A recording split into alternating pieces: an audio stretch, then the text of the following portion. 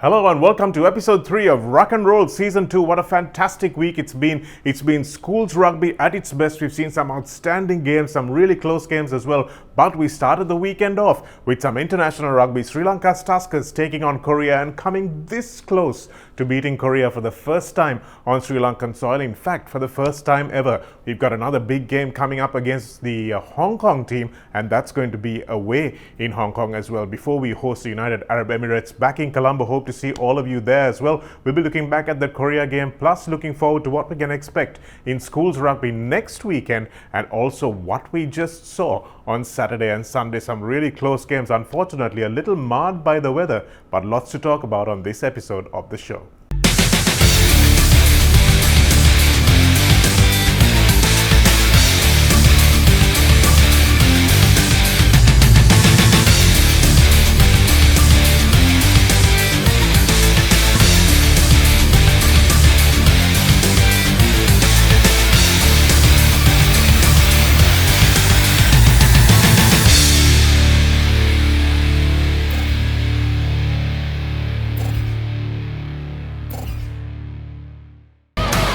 CEAT car radials.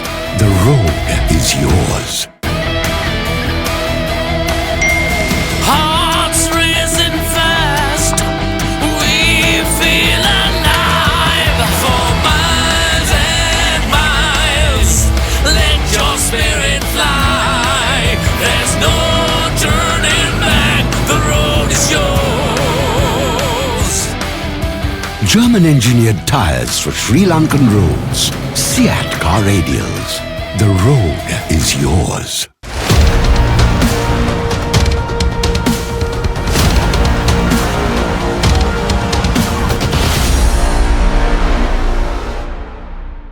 You're on CEAT Rock and Roll, and we're on your In Control segment where we look back at the last play that we think really showed a lot of control over the last week. And we could look no further than the Koreans and how they came out and put everything in control. If you are on CEAT tires, know that they are built for Europe, but they are now here.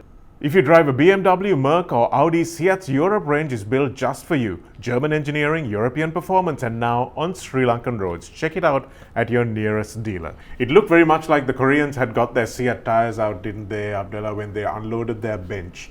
That was where things started looking really hairy for Sri Lanka. We got into a nice lead, 29 points to 14, just missed the conversion.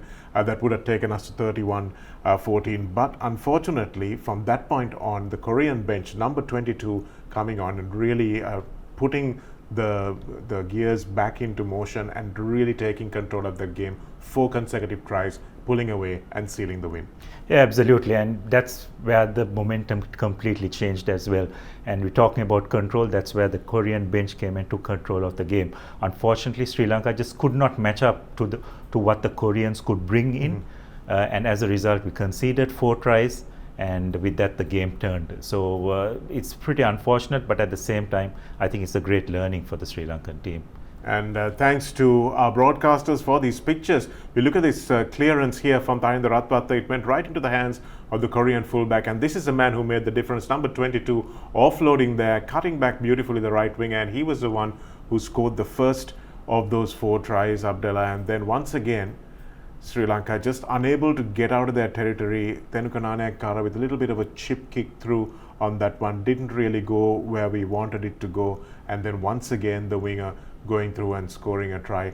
And then of course, here it is once again. We see the number 14 coming through, managing to offload, and in the end the big forwards go through and manage to score.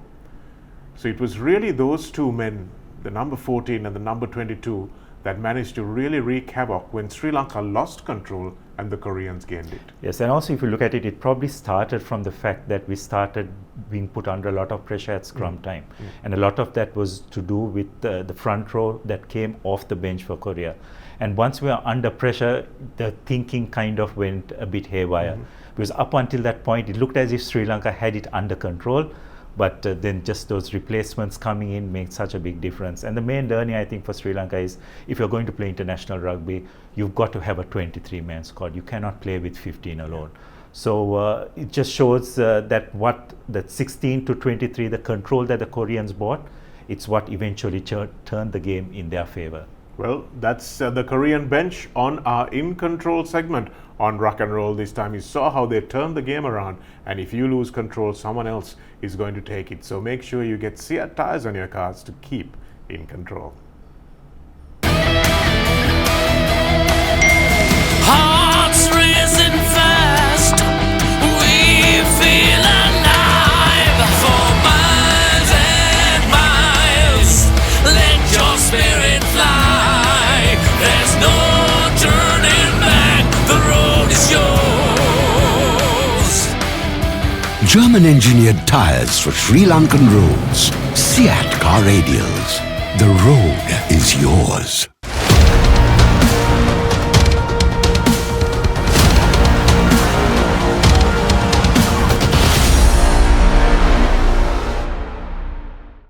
You're on CEAT Rock and Roll. We're looking back at last week's action and, of course, looking ahead to next week's action. Joined, of course, by my partner in crime, Abdullah Yusuf, for the expert analysis segment of this show. Looking back on the matches that we had, Abdullah, the real winner was the weather last weekend. Yeah, absolutely. And that's where all the teams were really tested in how they managed to adapt to the conditions, how they managed to adapt their tactics. And it definitely had a significant impact on the way the game was played. So it's a good test for these boys also to understand how they need to change, because in the lead up to the weekend's game there was not much rain, but boy did it pour down during the weekend. So all the teams were tested in terms of their skills as well as their adaptability. Yes, and those we saw the teams that ended up winning were the ones that really adapted better, had maybe a bigger set of forwards, and that's where I think there was a big difference that was made. The bigger made teams really came through in this last weekend. But first, let's look at Science taking on Ananda. We had Ananda coming through the lower ranked division and taking on a higher ranked team, a former knockout champion, Science College, but they've fallen away a little bit, and Ananda making easy meat of this in the end. Yeah, eventually you'd have to say, because they also had the far superior pack, and in those conditions Science found it very difficult to cope with the physicality that the Anandians brought, and also the weather conditions didn't quite suit the way Science would have liked to play the game. But take nothing away from Ananda. Following up from their performance last week against St. Peter's, I don't think you can even call this an upset. I think it's fully deserved victory for the Anandians. Absolutely. It might have been an upset on your predictions, but on rugby form, I think this was a deserved win, certainly for them. Dilruwan Pereira is proving to be a lone warrior for Science, but let's hope he has some help in the coming weeks. Let's move on to our next game. We had the battle of the Rector's Trophy between the Saints, Peter and Anthony, and we had St. Peter's travelling up and taking on St. Anthony's up in Kandy. In fact, no, it was in Bambalapitiya, and it was a difficult journey for the Antonians. Abdullah, they did well in Kandy last weekend, but this time just a bridge too far. Yes, I believe the game was in Kandy, if I'm not mistaken. Yes, so yes. again, the issue was the rain, isn't it? And the St. Peter's really had to adapt their game, because their strength this year definitely seems to be their three quarters. But I think they'll be pretty pleased the fact that first of all they got the win, as well as they got the 4 tries which they needed to. And as far as they are concerned, job done. So I think the coach and the players will be pretty happy the way that game ended. And St. Peter's will be having their full complement of players back as well. The controversies surrounding their availability have now been put to rest, so we should be able to see a full strength St. Peter's team coming up next week and in the rest of the season as well. Moving on to our next match. This was an entertaining affair. 54 points scored in paddyfieldy conditions up in Bogambara. Isipathana taking on Kingswood, and Kingswood, after running St. Thomas's really close the week before, Abdullah, I think they would have been quite confident that they could take them on, and they actually led for a fair time in that game. Yes, again, just you sense that Kingswood came with the confidence that they could come and pull this match off. That's the way they approached the game, and full credit to them. And given the conditions as well, it was probably not suited to both teams the way they'd like to play the game. But again, it's just that Isipathana's ability to lift themselves up when under pressure. In the crucial moments, they just seem to execute and make the correct decisions. And that's probably the reason why they managed to eventually get a 10-point lead. but the game as a whole was much closer than what the scoreboard indicated. Certainly it was. Kingswood were very competitive, but once again, the bigger made set of forwards coming out on top in conditions that were ideal for forward play. But take nothing away from Isipatana stayed in the fight. Kingswood also managing to really entertain. They scored a almost 80-meter kick through fly hack try, which you don't see in modern rugby, but that was nice to watch. Yeah, it was nice, and it just showed again just how you make use of possession when it's turned over. Just make it doesn't matter how, whether you take it in your hands or whether you just hack the ball in front. It's just a matter of taking those opportunities, and that try definitely lifted the contest of the match as a whole. And with that try, Isipatana to realize that they need to up their game. And to their credit, that's exactly what they did. Well, they know that they've got a long season ahead, so Isipatana need to make sure that they don't expend too much energy early on in this season. So it's going to be a balancing act for them as well. Moving on to our next game, we had Royal taking on Sri Sumangala, and this was expected to go this way, Abdullah, and this was one of the few games that the opponents didn't manage to get a try against the favourites, but the second week in a row that Royal went past the 50 mark.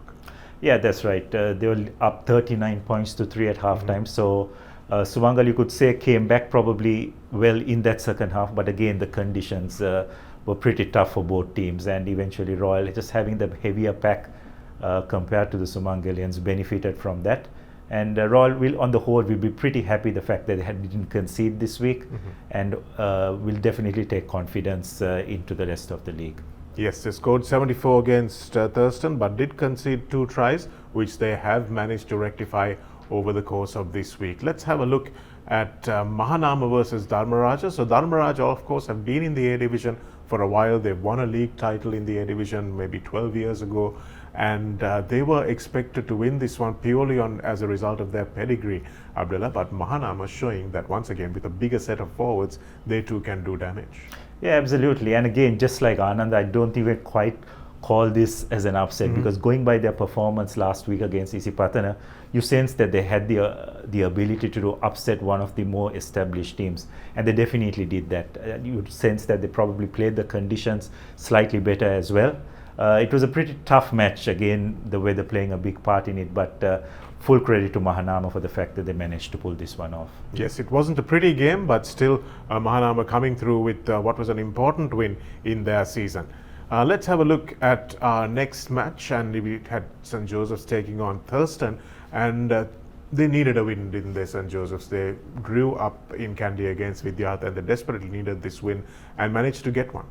Yes, probably would have liked the score to be a bit higher than what it was, but I think they managed to get the 4 tries, and they managed to tick off and get a win. So overall, I think they'll be pretty pleased with the result. Yes, and then moving across to our next match, we had Wesley taking on DS Serenayaka, and Wesley, despite the conditions and despite a fairly boggy ground as well, managed to run in a few tries, and they're looking value, aren't they, Abdullah? So they're a bit of an underdog this season. Nobody's really talking too much about them, but they have some game breakers. Absolutely, and I think this is a huge win for Wesley in the context of that group, because you probably sense that they will be competing for a spot with DS and St. Peter's in that Group A. So in that context, it's a massive win for Wesley, and it was a dominant win as well.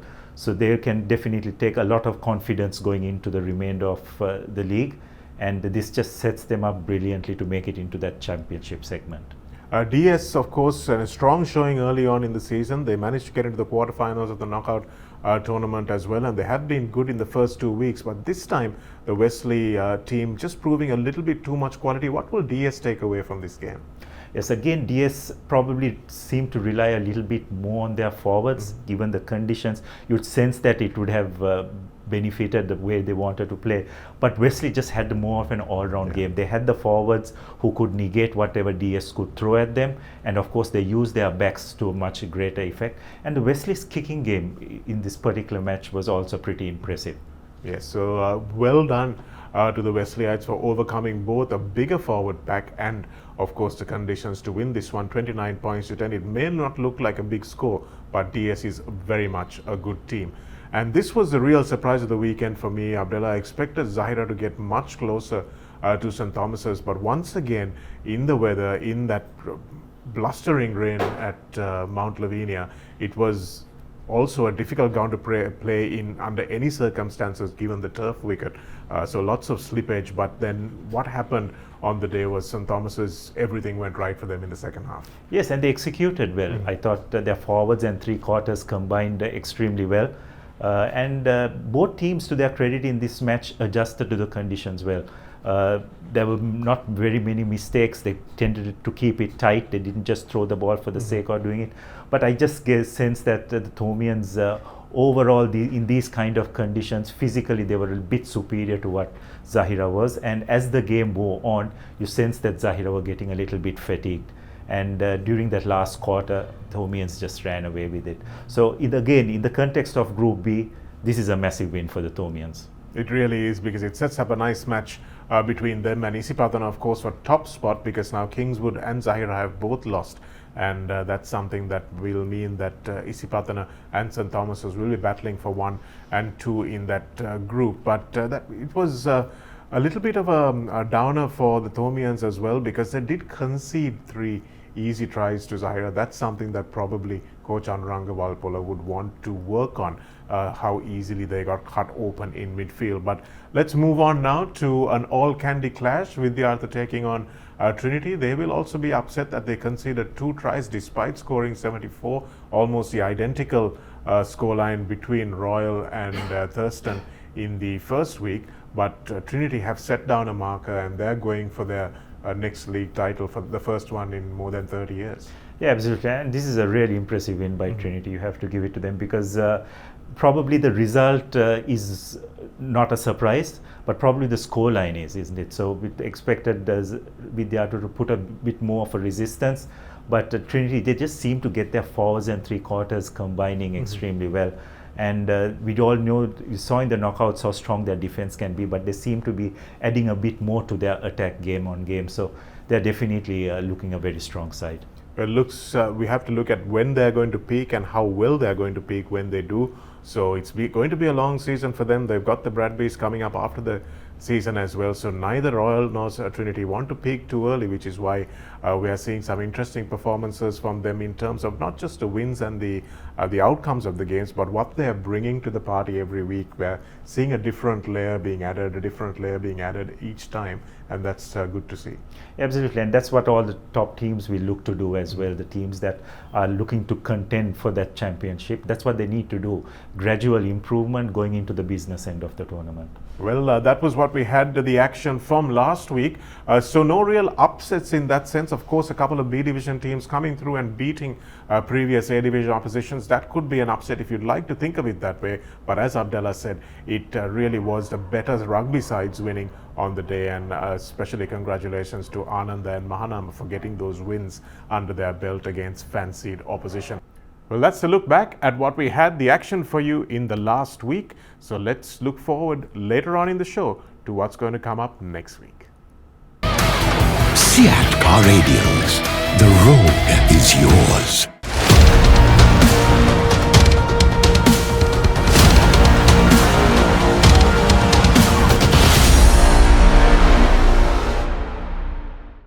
On CEAT Rock and Roll, you know you have the chance to win big at the end of the season as well. A 100,000 rupee grand prize plus 50% off 2 tires of CEAT manufacture, and that's something that we are going to give away at the end for the person who has guessed correctly for most of the matchups that we have posted up for you.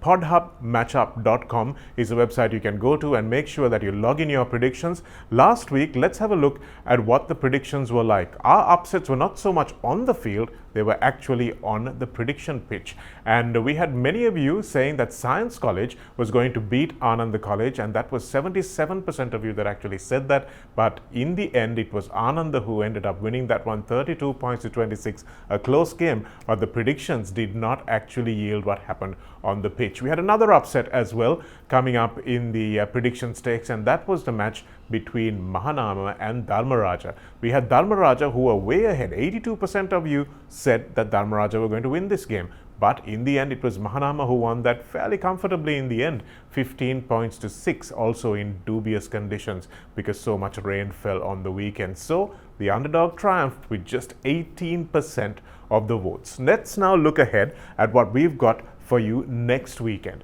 At the moment, how it stands is Kingswood versus Zahira. That's the closest game we've got so far.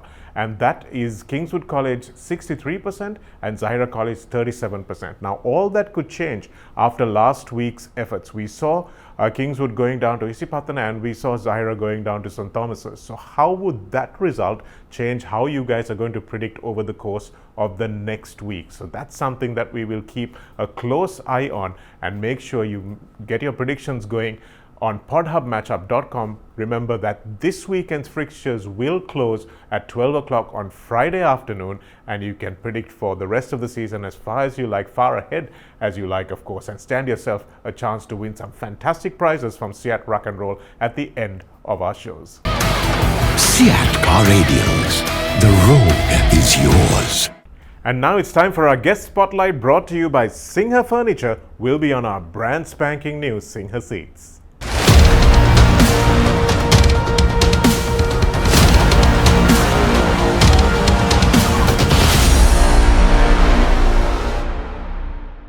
Hello and welcome to Rock and Roll, and on our Singha Seats guest spotlight we have a very special guest with us, none other than Rodney Gibbs, the coach of the Sri Lankan Tuskers, and he's speaking to us on the back of that heartbreaking loss to Korea where we were all on the edge of our seats hoping that we might just be able to get that 5-pointer to take us to what would have been a historic win on home turf. But sadly, it was not to be, and to tell us what he has learned from that game about the squad, about what we have in the games upcoming against Hong Kong and the UAE, we have very privileged to have Rodney with us. Rodney, thanks for joining us on Rock and Roll. Welcome, great to be here. It's been a baptism of fire for you, a big game against Korea, not a lot of time to prepare, Rodney. So in those situations, what do you do first when you get on the ground? Well, first, just get an understanding of where the boys are at and the team. Try and just help facilitate where they're at from that point on, and then what can we do in that short space of time to make some small gains and where they've come from through that under 85s program, and then what can we implement in the game without taking it too far too quick. You had a couple of games to watch. Perhaps we played Malaysia in the lead up to this tournament. Then we had 2 games against the New Zealand under 85. So you would have watched all that footage. And did you have some kind of an understanding of what kind of game you wanted to play with the lads? Yeah, to a certain extent, and I got some feedback from the under 85s, which was great. So they were on the ground here, obviously, and could see it firsthand. So it was really a matter of building on what the boys here, what the Sri Lankan team do really well, and obviously they're very good attackers and love to attack and run with the ball. So just wanted to try and sort of look at the other side of the game a little bit around the defensive work and see if we could shore that up a little bit. So and then but not take away from the boys their ability to play, which is really important. Yeah, and speaking about the defensive performance, I think that was probably get an A from you when you do your review, because we did manage to stop quite a bit of the Korean attack. It was just towards the fag end of the game when we were just completely knackered by all that shoving that we were getting in the scrum that things went awry a little bit. But the defensive performance, the one-on-one stuff would have given you some confidence. Oh, 100%. I was really proud of the boys and the way they defended. I think one-on-one tackling was really good.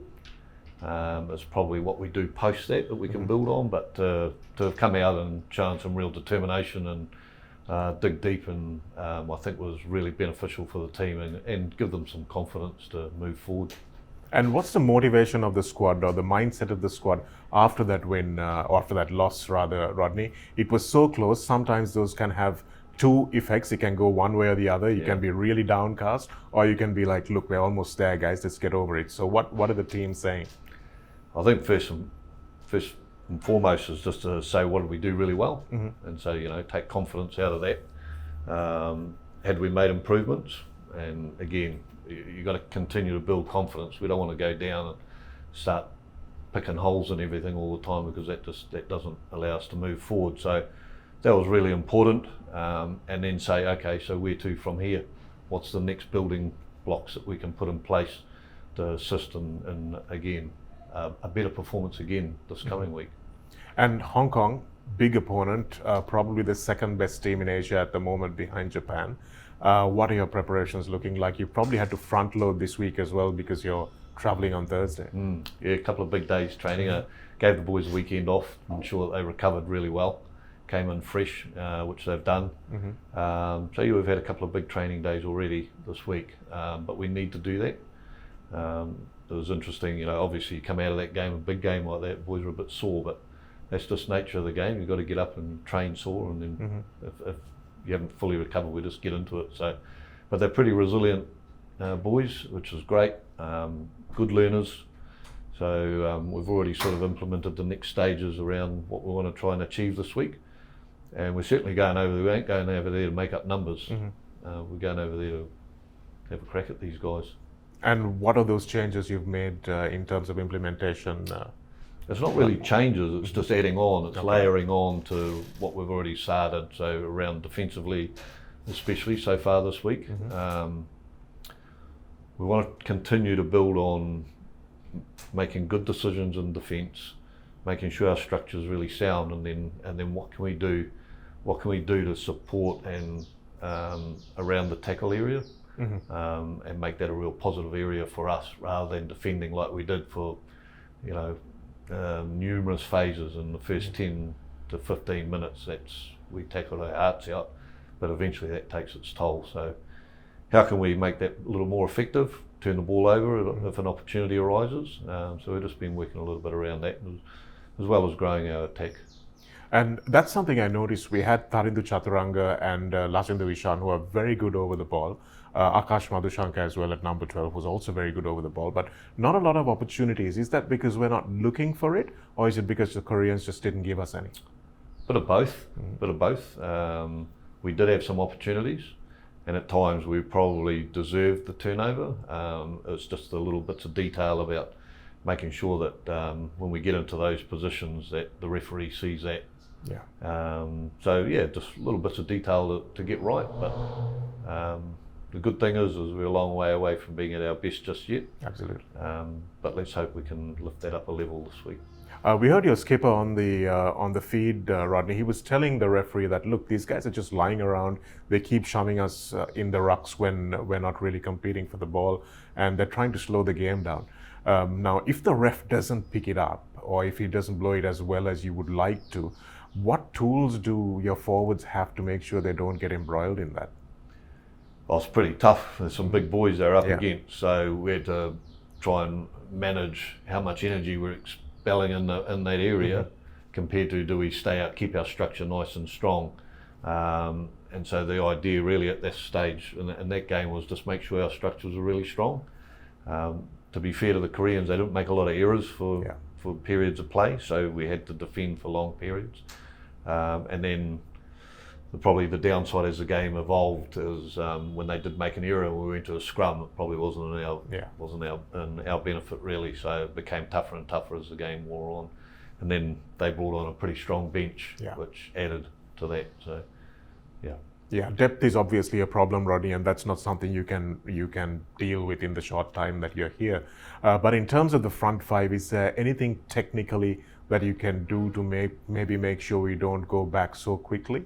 Yeah, 100%. You know, we've just got to keep working on making sure, you know, the key thing is that we're all working together, not as individuals, and work together on that. And that's 8 people together is a lot better than 2 or 3. So there's little things we can do. We're not going to solve everything in a short period of time, as you say, but certainly be able to make some improvements, although it's going to be very difficult against a pretty reasonable Hong Kong pack.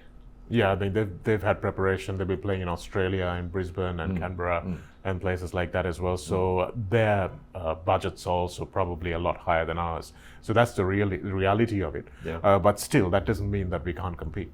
100%. You can't always, that what's in here is bigger than all that. So as long as we all believe in ourselves and go out there with a massive amount of belief, things can happen, and then luck turns and away you go. And it's your first time in Sri Lanka, Rodney. What have you taken away from your short time here so far about the country, about the rugby? Oh, I love the enthusiasm. It's great. You know, rugby brings a lot of different people together, and to see the excitement and people wanting to get better, and the boys are good learners. I went to a school game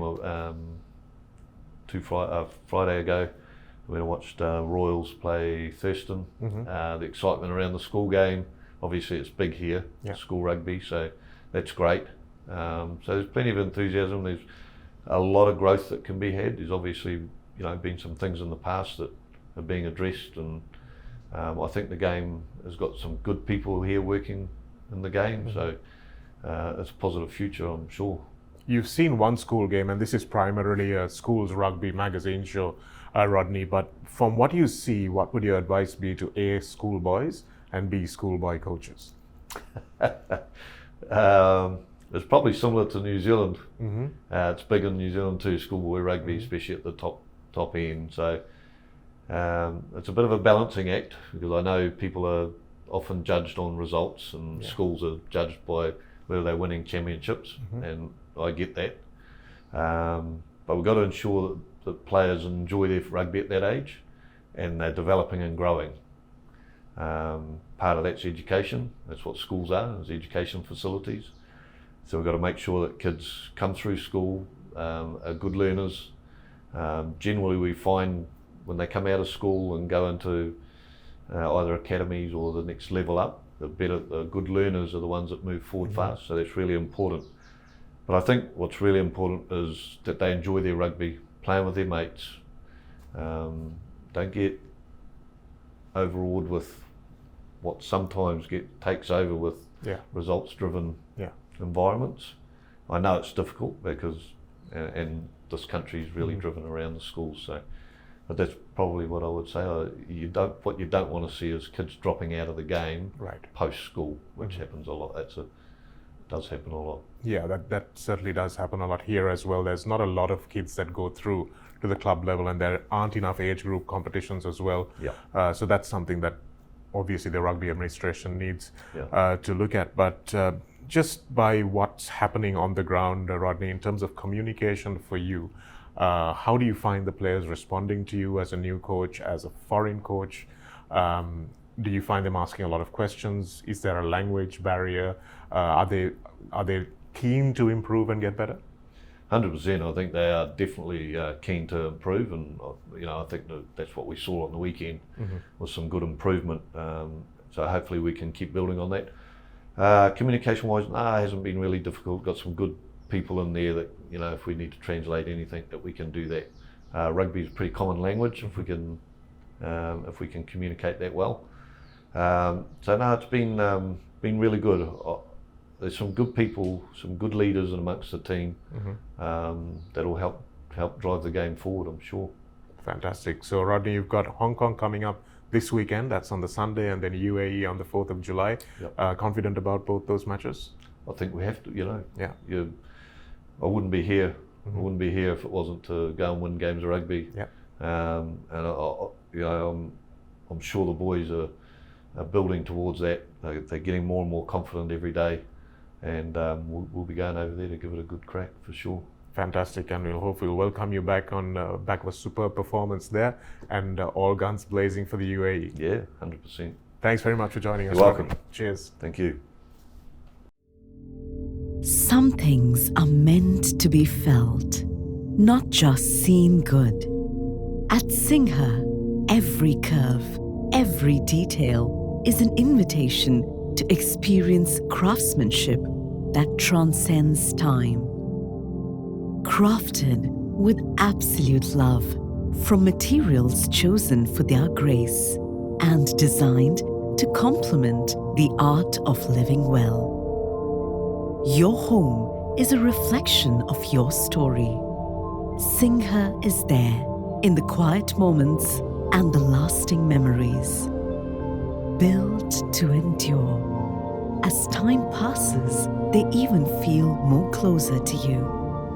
Quiet luxury, lasting craftsmanship for a stylish lifestyle. Singha Furniture.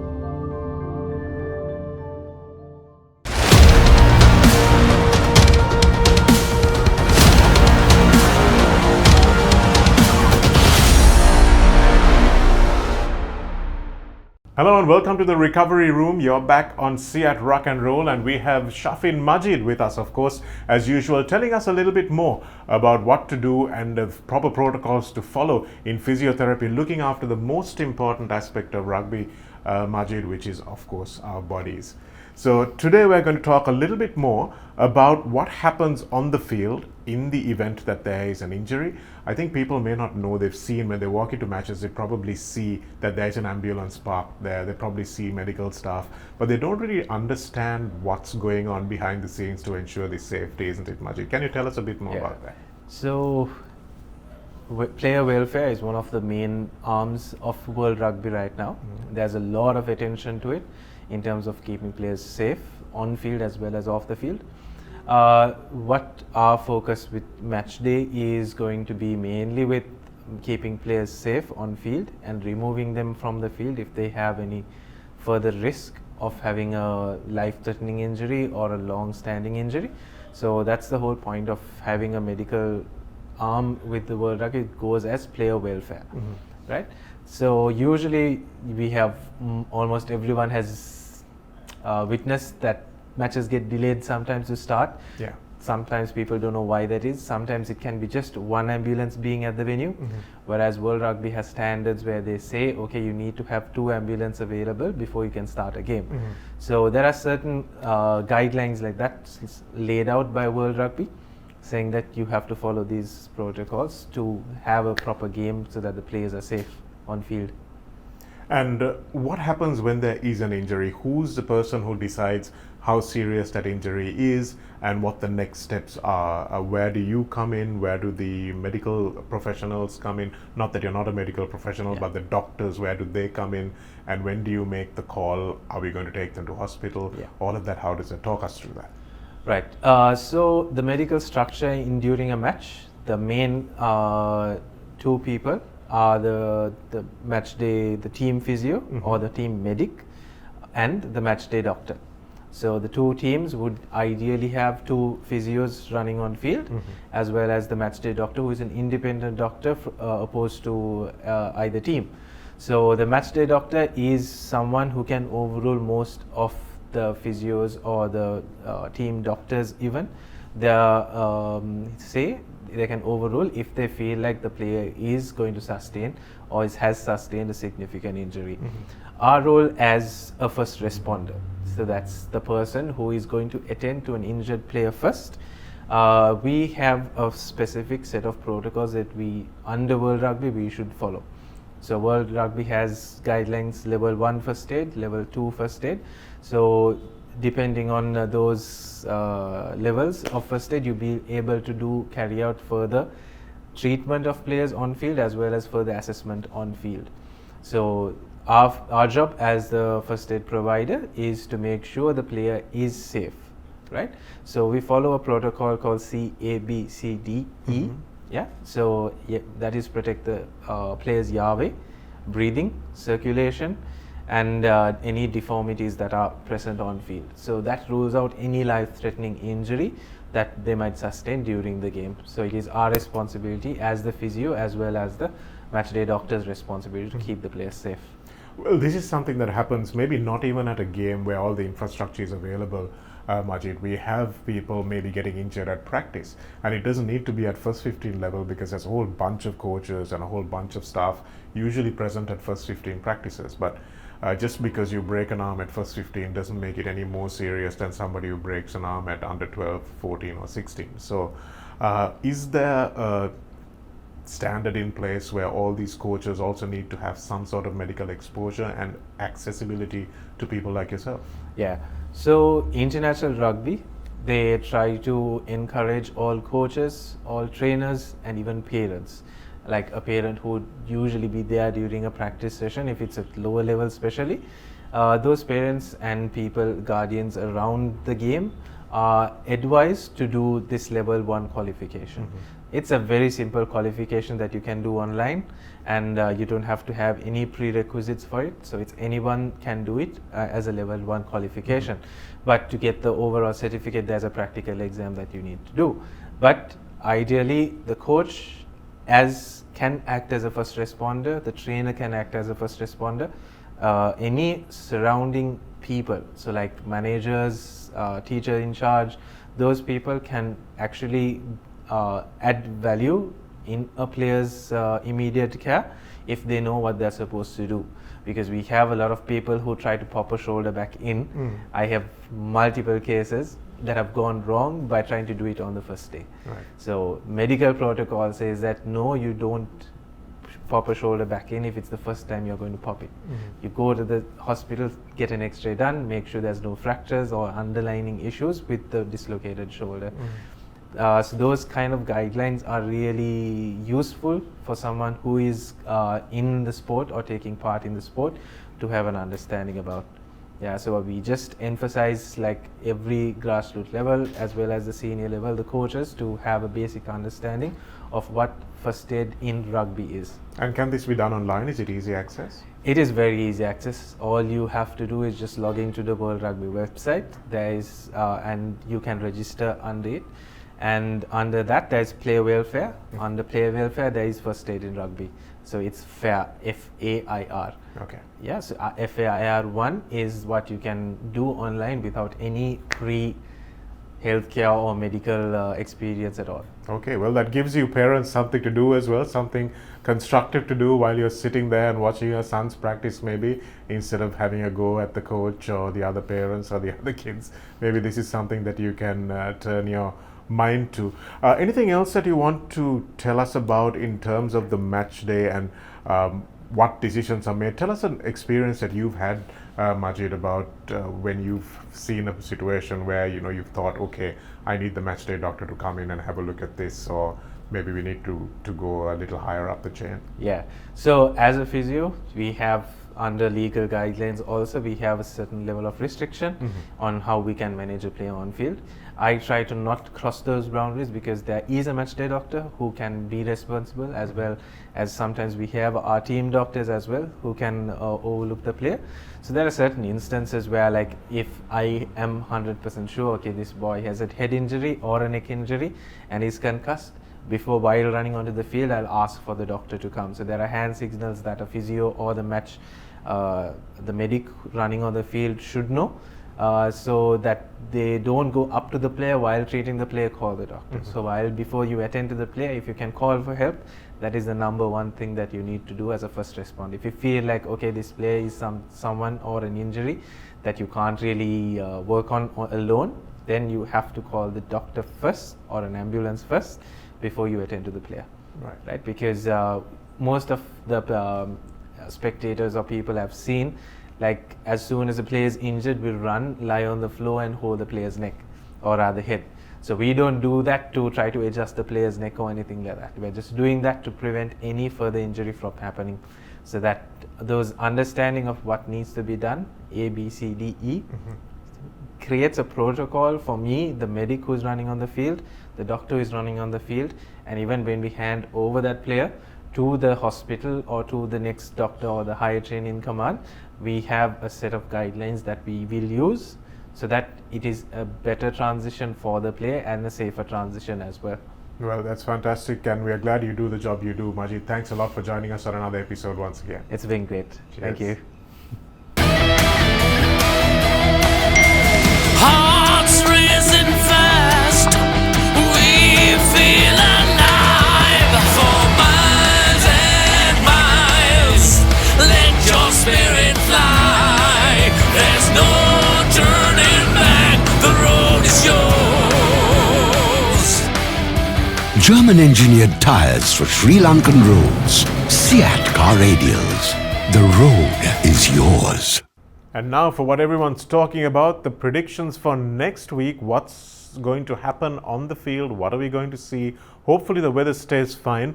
Obviously around Poson there's a little bit more rain than usual, but hopefully it will peter out, and by the time the weekend comes along we will be able to see some dry weather. Let's look at what we've got going on in the next week. Upcoming fixtures is what everyone's talking about this week, of course, and let's look at what we have down for decision. We have Science taking on St. Peter's, and Abdullah St. Peter's is probably going to run riot in that game. Yes, you'd have to expect so. They've got the full complement of their players back as well. And Science, unfortunately for them, have really been struggling. So you'd expect St. Peter's to come out comfortable victors. And Isipatana also comfortable against Dharmaraja. Yes, I think it'll be more of the same for Isipatana. Dharmaraja have really struggled thus far this season, so I can't see the result being anything other than a comfortable Isipatana victory.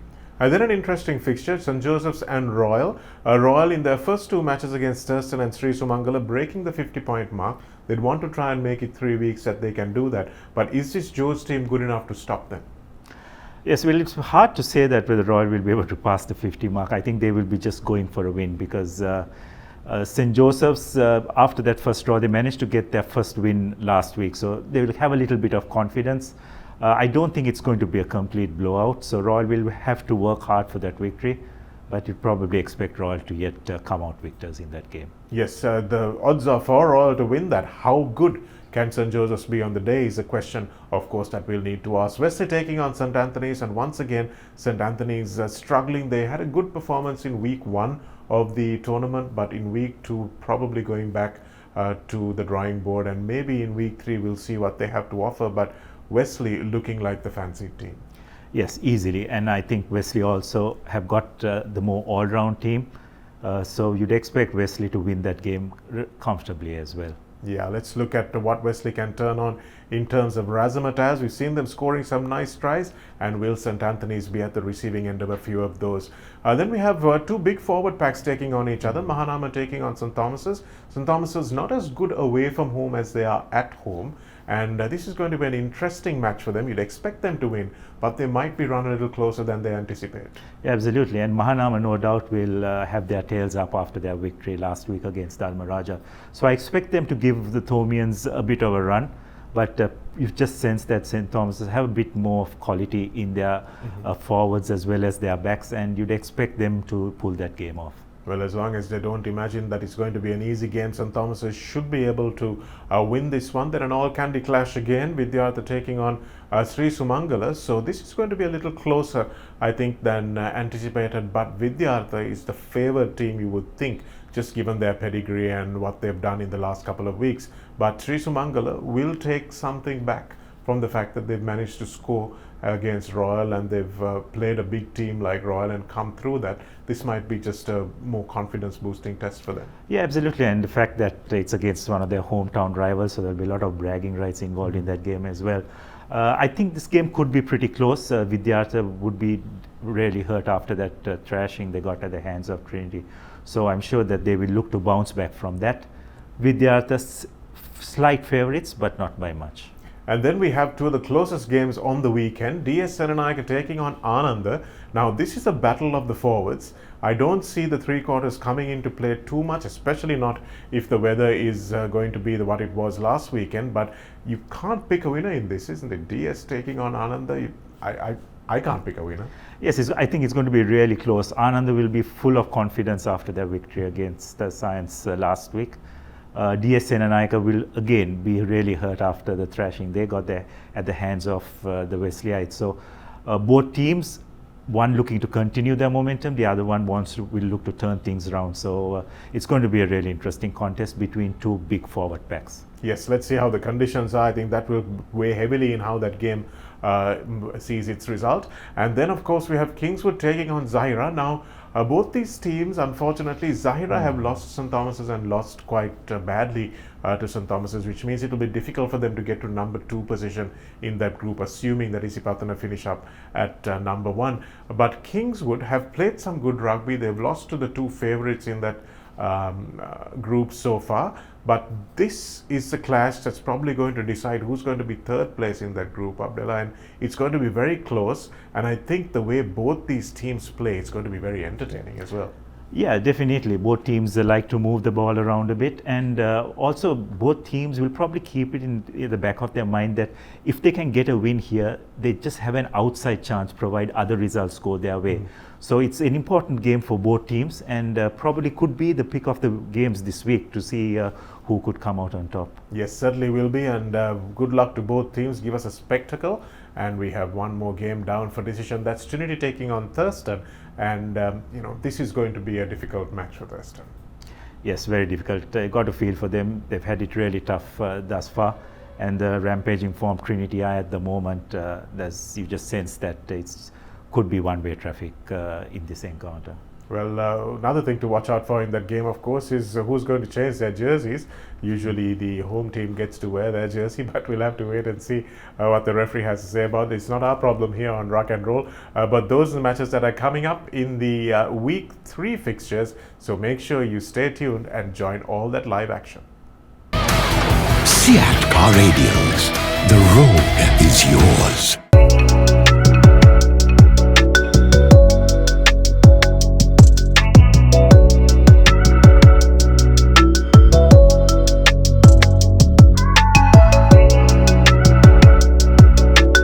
Singer Furniture for stylish lifestyles. And that's a wrap today for episode 3 of Rock and Roll Season 2. Thanks a lot for joining us on the show. And we had a look back at a lot of action over the schools game. We talked about a few things that we can expect coming up from next weekend. Looked back at Sri Lanka's game against Korea, and of course had a chat to Rodney Gibbs, who was telling us exactly what we can expect from the Tuskers in the upcoming weeks, and good luck to him and the Sri Lankan team, of course. And thanks a lot to our sponsors, CEAT, for bringing us Rock and Roll, and also for Singha Seats, who brought us the guest spotlight. Don't forget to read our column in the morning newspaper as well. Make sure you click on the QR code. That'll take you right to the show so you can watch us all over again. Thanks a lot for joining us. Thanks to our sponsors, and don't forget, podhubmatchup.com. Get predicting.